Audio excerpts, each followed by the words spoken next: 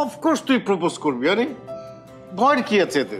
তুই প্রপোজ করবি, রিফিউজড হবি, হয়তো দুই একটা চট থাপ্পড়ও খাইতে পারোস, কিংবা হয়তো তোকে বাজে ছেলে হিসেবে সে ভাবতে পারে। আর তুই যদি প্রপোজ নাই করিস তাহলে বুঝবে কিভাবে যে ওর ডিসিশনটা হ্যাঁ কিংবা না? যদি অপমান করে, ভয় লাগতেছে। অপমান করলে করবে, করতেই পারে, দু একটা চট থাপ্পড়ও দিতে পারে, তোকে নিয়ে আজে বাজে কথাও বলতে পারে, কিন্তু তারপরে যদি অপমান সহ্য না করে যদি চুপ করে বসে থাকিস তাহলে কিন্তু অন্য কেউ তোর এই সুযোগটা নিবে না, ও এত সহজে সুযোগ দেওয়ার মতো মেয়ে না। তাই এতদিন তো দেখেছি ওকে খুবই স্ট্রিক্ট। শোন, এই তোর মতো একটু বোকা ছেলে এগুলি ভাবলে তুই পরে কিন্তু নিজেই সাফার করবি। তোমারই তো ছেলে। হ্যাঁ আমার ছেলে, কিন্তু আমি কখনো ডিসিশন মেকিং ভুল করিনি এইসব ব্যাপারে।